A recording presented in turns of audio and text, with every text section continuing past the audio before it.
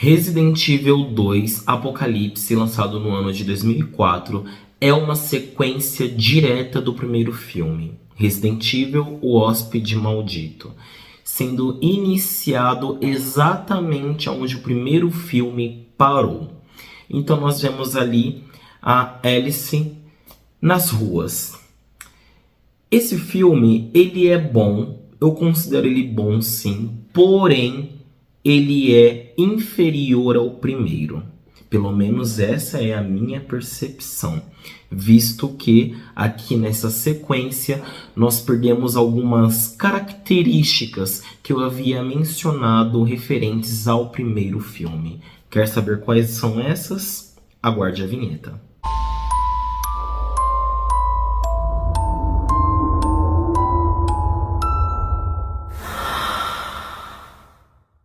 Oi, meu nome é o Eric Pedro e esse é o canal Terrornologia, sejam todos muito bem-vindos. Pessoal, a maioria das pessoas que assistem aos meus conteúdos não são inscritas. Se você é uma delas, por favor, já curte esse vídeo e se inscreve no meu canal, porque assim você me incentiva muito a continuar investindo aqui no YouTube, beleza?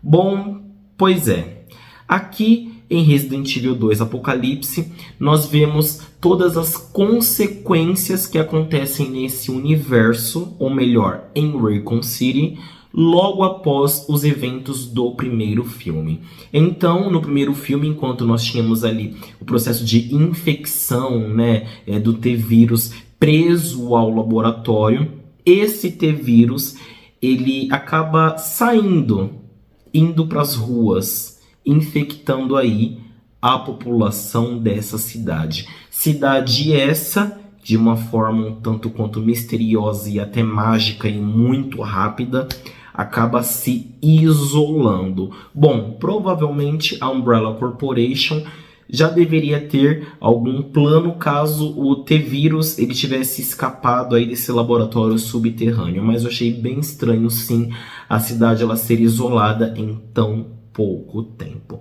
Mas, enfim, falando agora sobre a estrutura do filme. Esse filme aqui, ele perdeu algumas das características que eu tinha elogiado tanto no primeiro filme. Seja aquele ambiente mais limitado, porque antes se passava em um laboratório subterrâneo, e agora nós temos aí uma cidade inteira. Seja também na sua atmosfera, sendo que no primeiro filme nós tínhamos uma atmosfera muito mais voltada ao terror e ao suspense, e aqui nós temos uma atmosfera mais voltada à ação e também à aventura. Porém, aqui, ainda assim, nós temos alguns toques de terror e alguns toques de suspense. Alguns pequenos jumpscares que não funcionam tanto, porém, aquela atmosfera e aquele clima dark, eles ainda estão presentes aqui sim. É uma pena que aquele toque de terror ele tenha se diluído, dando espaço assim à ação e à aventura.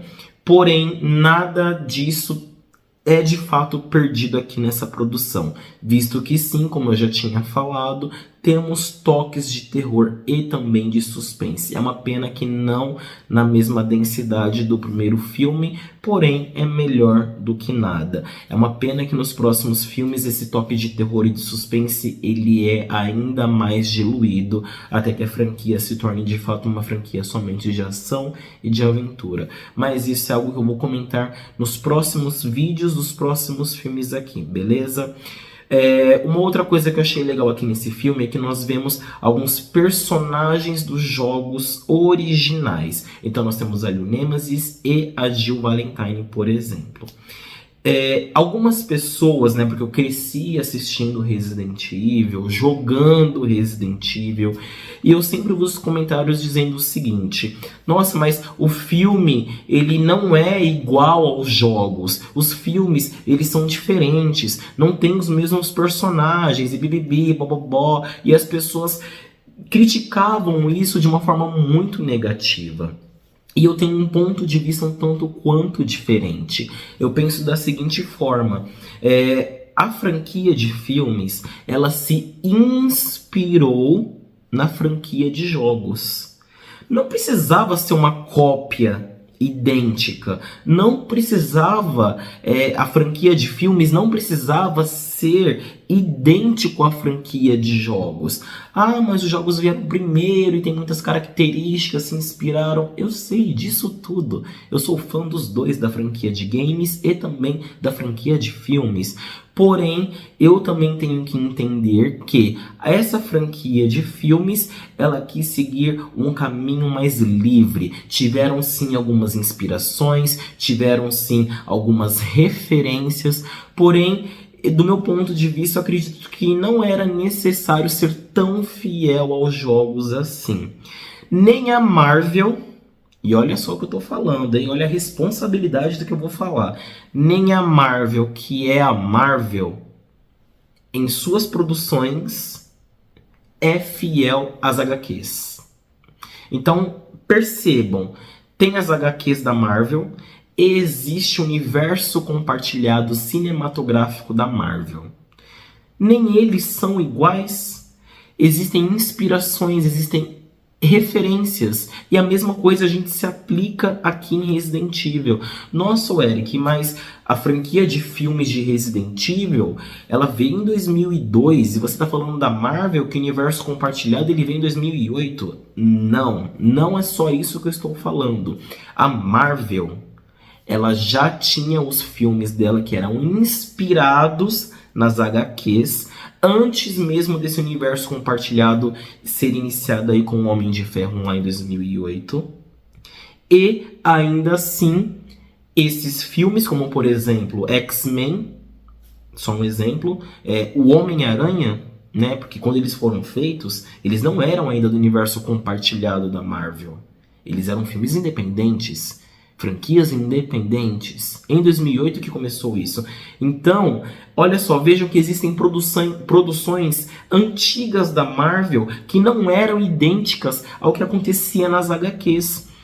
E isso é bom, porque aquilo que está sendo reproduzido como filme tem o direito, sim, de ser original, buscando inspirações e também referências. E é por isso que eu defendo, sim, os filmes. O problema que eu vejo dos filmes da franquia Resident Evil é que eles abandonaram muito do que era o terror e suspense e foram para ação e aventura. Se bem que isso a gente também viu na franquia dos games, a gente viu isso na franquia dos jogos. Mas fazer o quê?